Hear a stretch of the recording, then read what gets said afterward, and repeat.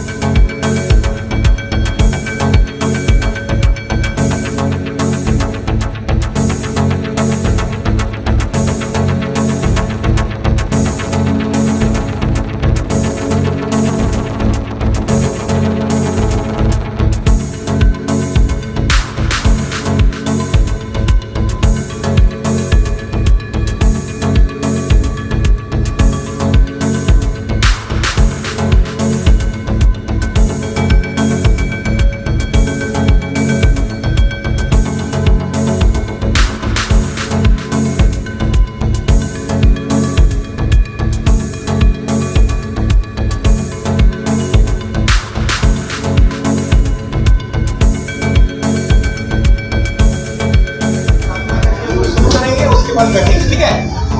तो हमारे बीच में जामतरा से एक भाई हैं जो हमारे बीच में आए हुए हैं वो सेवा करते हैं। मोहनदास एक छोटा सा प्रार्थना करेंगे ये शादी का समारोह अच्छा से होने के लिए, और उसके बाद हम लोग बैठेंगे। कोई आलोचना नहीं कीजिएगा, मोबाइल जहाँ नहीं चलाइएगा।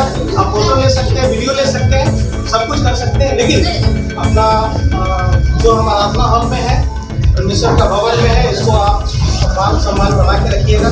इसको ध्यान करेंगे। हमारे एक साथ और एक तन होने के लिए जा रहे हो, इनके ऊपर भी आपके आशीष होगी। हर एक बातों को आपके हाथों में सौंप दे, सारी बातों को आपके हाथों में सौंपते हुए धन्यवाद से प्रार्थना को यीशु मसीह के नाम से आमीन। सब लोग बैठ जाइएगा।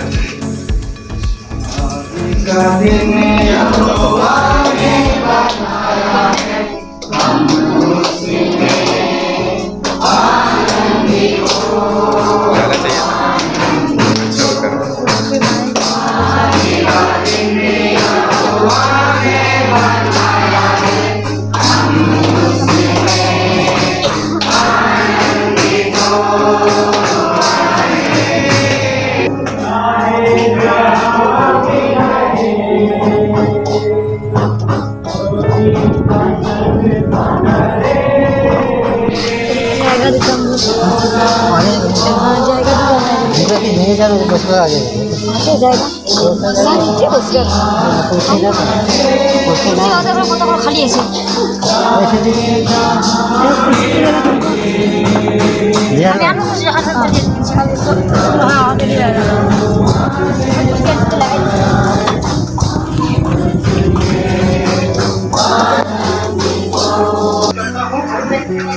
और जो बारात आए हैं देवघर से और हम लोग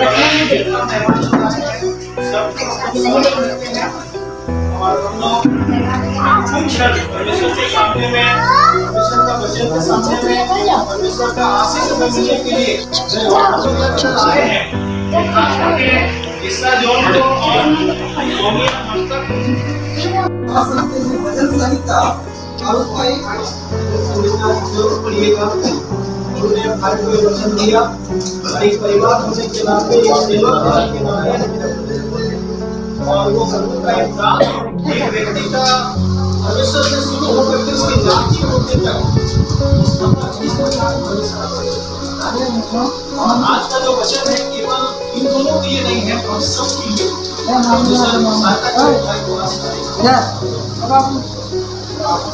हम लोग एक छोटा सा प्रार्थना करेंगे और प्रार्थना करने के बाद में विवाह के बारे में बाइबल के सामने विवाह है।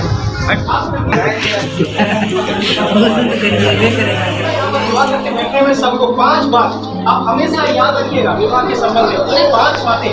जिनको विवाह हो गया है एक बार अपने आप को आप जांच सकते हैं, और जिसको विवाह नहीं हुआ है वो आने वाला दिन में तैयार होइएगा, और जिनका विवाह हो रहा है उनको खास करके इस बात को जानना बहुत जरूरी है।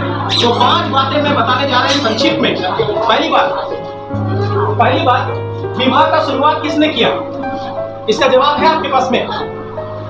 विवाह का शुरू किसने किया?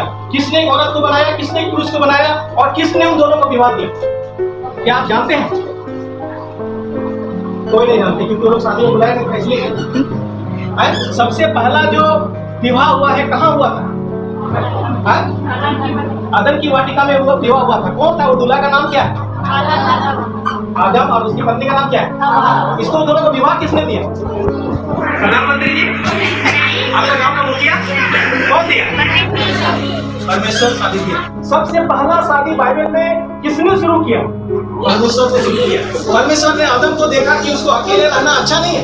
सबसे पहले परमेश्वर ने सब कुछ बनाया, आकाश बनाया, पृथ्वी बनाया, पेड़ पौधा बनाया, जानवर बनाया, पंछी बनाया, रेंगने वाले, उड़ने वाले, चलने वाले, सब कुछ बनाया, दुनिया में भर दिया।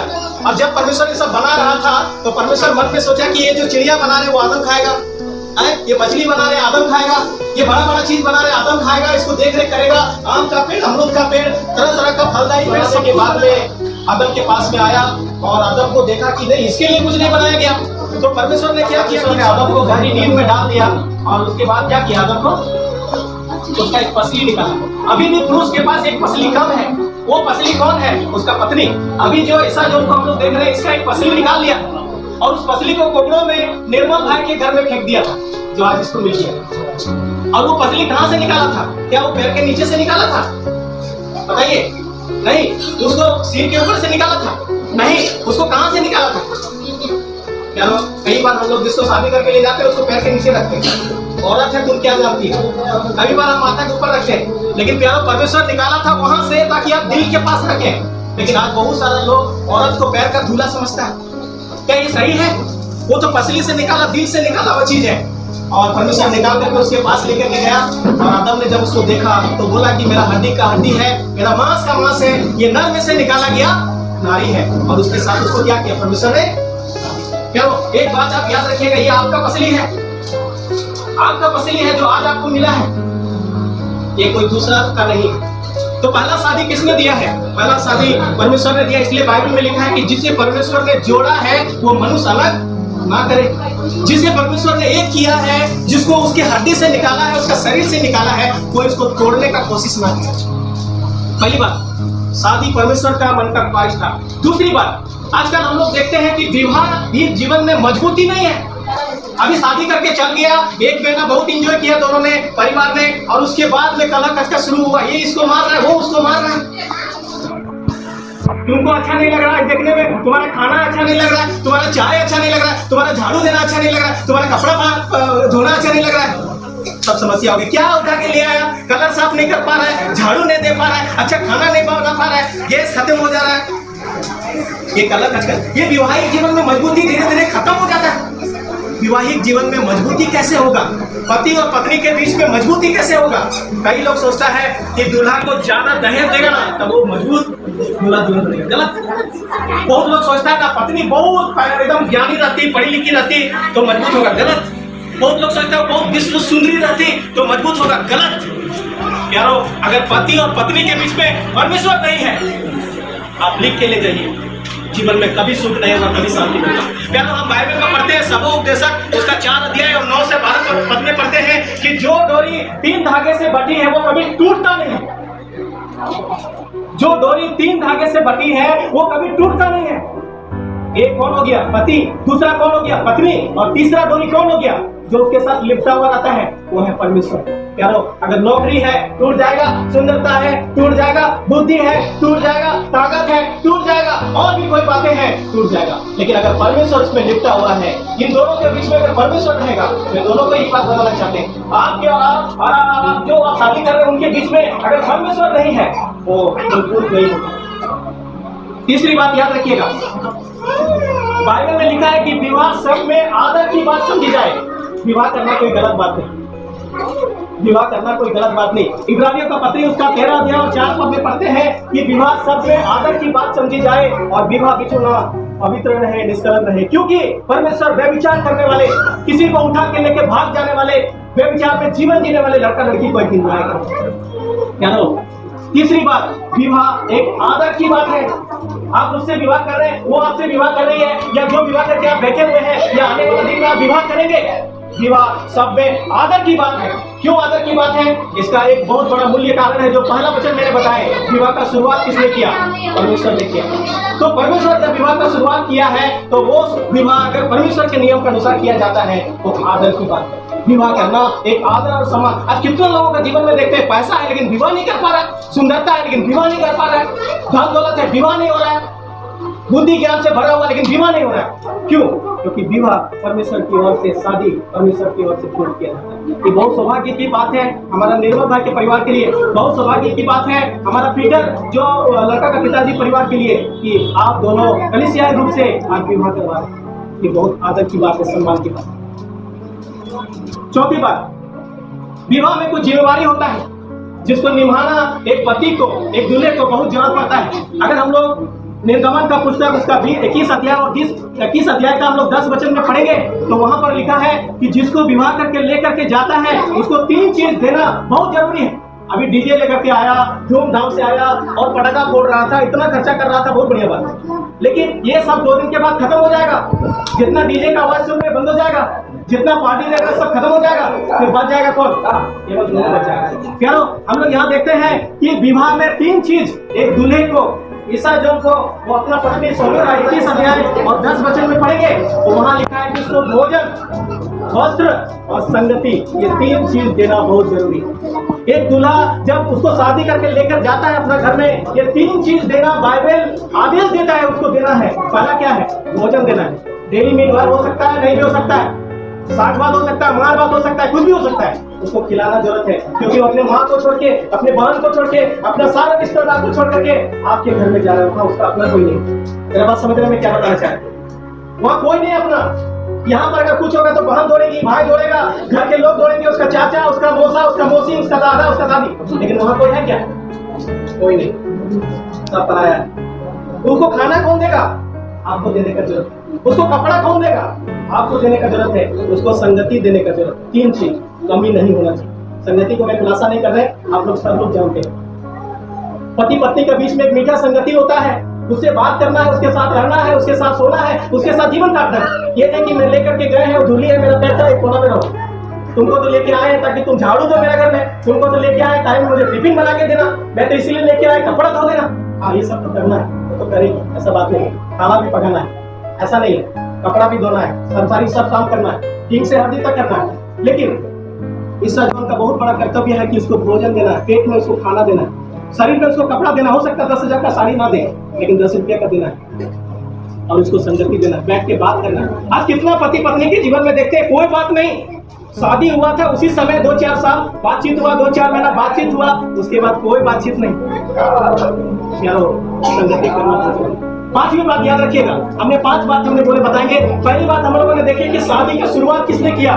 परमेश्वर ने किया। दूल्हा का नाम था आदम, दुल्हन की नाम थी हवा, और दोनों को शादी परमेश्वर ने दिया और उसी के द्वारा संसार में पूरा लोग बना। और दूसरी बात, ये शादी का मजबूती किसमें है? पति और पत्नी के बीच में जब परमेश्वर रहेगा तो मजबूती रहेगा। और तीसरी बात, विवाह सबसे आदर की बात है। परमेश्वर उसको जब देखता है एक आदर के रूप में, एक सम्मान के रूप में, एक बहुत ही महत्व देकर के देखता है। और चौथी बात हम लोगों ने देखे कि विवाह करने के बाद में बहुत बड़ा जिम्मेवारी है, भोजन देना है, उसको कपड़ा देना है, उसको संगति देना है। और 5वीं बात, अगर हम लोग यूहन्ना का सुसमाचार उसका 2 अध्याय और 1 से 10 वचन को पढ़ेंगे तो एक शादी के घर में हमारा प्रभु यीशु मसीह गया था।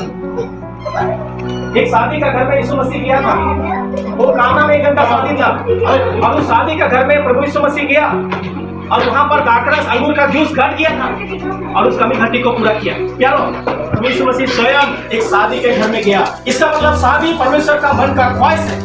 ऐसा नहीं सोचिएगा कि ये अपने से हो रहा है जैसे मत से, नहीं, परमेश्वर किया। 5 बातें हम लोगों ने देखे हैं प्यारो, और 5 बातों के द्वारा परमेश्वर आशीष दे। और हमेशा याद रखिएगा, शादी परमेश्वर ने शुरू किया, शादी का मजबूती परमेश्वर है, शादी आदत की बात है, शादी में कपड़ा, भोजन और संगति बहुत जरूरी है दोनों के लिए। और 5वीं बात, प्रभु यीशु मसीह खुद शादी घर में गया और उस शादी का कमी घटी को पूरा किया, क्योंकि यीशु मसीह परमेश्वर स्वयं उस घर में किया था। यहाँ पर मैं वचन बताना बंद करते हैं और हम लोग शादी का कार्यक्रम में जाएंगे। और शादी का कार्यक्रम में जाने से पहले भारत सरकार के द्वारा दिया हुआ शादी देने का अधिकार मुझे जो दिया है, इस अधिकार से और इस कलीसिया का एक सेवक होने के अधिकार से, सबसे पहले जो यहाँ के कलीसिया के लोग उपस्थित हैं, आप में से कोई भी व्यक्ति ऐसा उचित कारण जानते हैं जिससे इस कलीसिया के नियम के अनुसार या भारत सरकार के कोई नियम के अनुसार इन दोनों का विधिवत विवाह नहीं हो सकता है, तो अभी सामने आकर के आप उसका घोषणा कीजिए और आप प्रमाण दिखाइए, अन्यथा आप हमेशा के लिए चुप रहिए।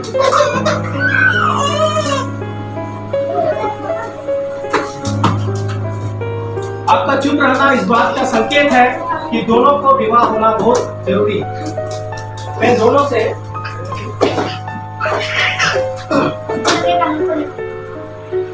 इन दोनों से भी पूछना चाहते हैं। मैं संतु मंडल परमेश्वर के उपस्थिति में और इस कलीसिया और समाज के सामने तुम दोनों को यह आज्ञा और आदेश देता हूँ, यदि तुम दोनों में से कोई ऐसा कारण जानता हो जिससे तुम दोनों का विधिवत विवाह नहीं हो सकता, तो सबके सामने अभी उसकी घोषणा करो। तो दोनों ने बोला कुछ कारण नहीं है जिसमें हम लोगों को शादी नहीं हो सकती।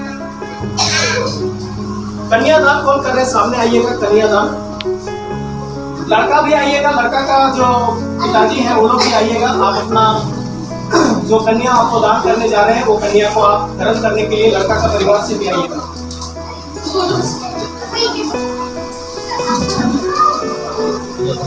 लड़का का परिवार से भी आइएगा। कन्या कौन लेना चाहते हैं?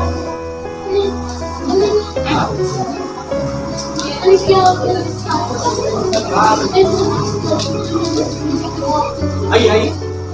तो कन्यादान करने के लिए लड़की का पिताजी सौम्या आस्था का पिताजी निर्मल हमदा आए हुए हैं और कन्या जो ग्रहण करेंगे वो ईसा जॉन का पिताजी पीटर जॉन आए हुए हैं। आइए आप भी आइए।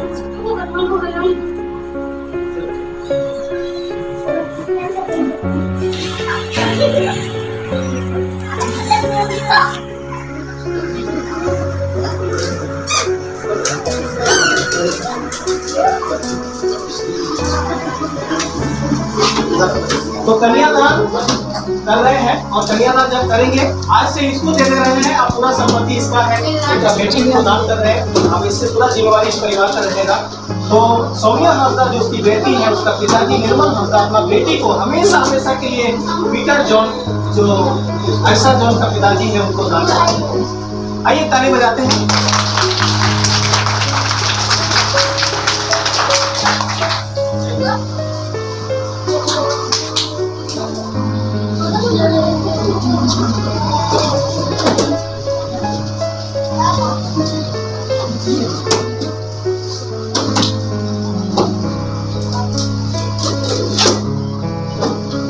दोनों आपस में प्रतिज्ञा लेंगे और आगे जीवन में ये लोग आगे बढ़ना है इस बात को लेकर के दोनों आपस में प्रतिज्ञा लेंगे अभी।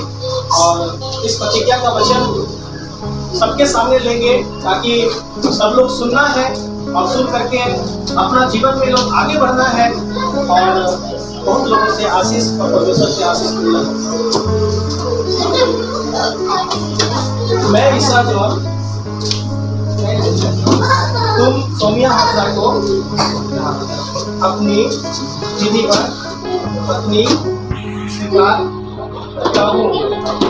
इसीलिए परमेश्वर की पवित्र आज्ञा के अनुसार आज से लेकर जब तक मृत्यु हमें अलग न करे, दुख में, सुख में, धन में, निर्धनता में, रोग में, आरोग्य में तुमको अपना बनाए रखूंगा, तुमसे प्रेम करूंगा, तुम्हारी सुधि लूंगा।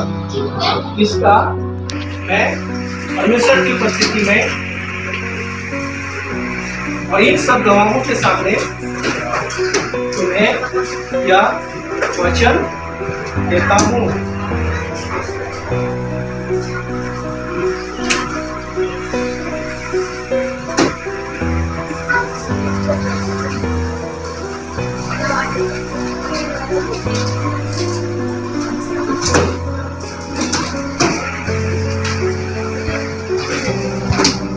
मैं सौम्या हंसदा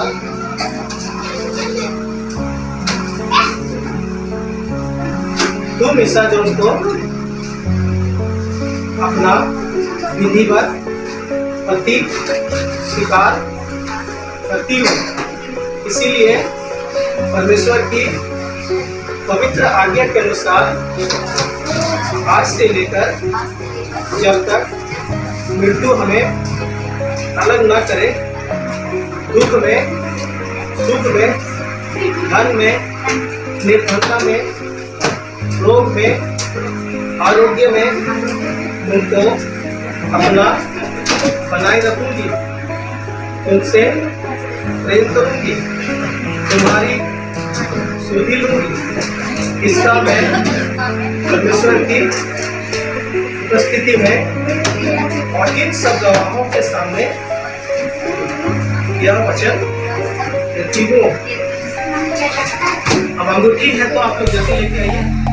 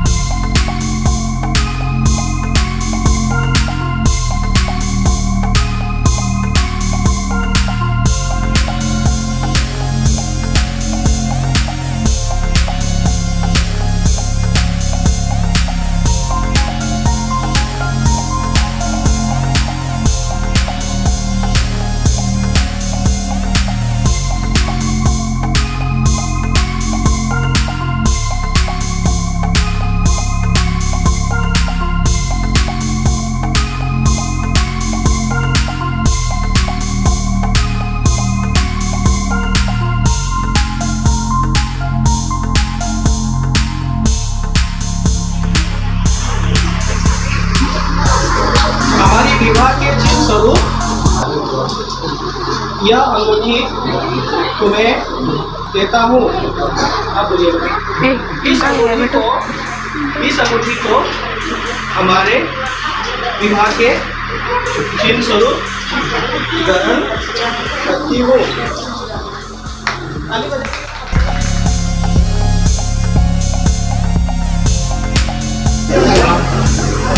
हमारे विवाह के चिन्ह स्वरूप यह अंगूठी तुम्हें देती हूँ।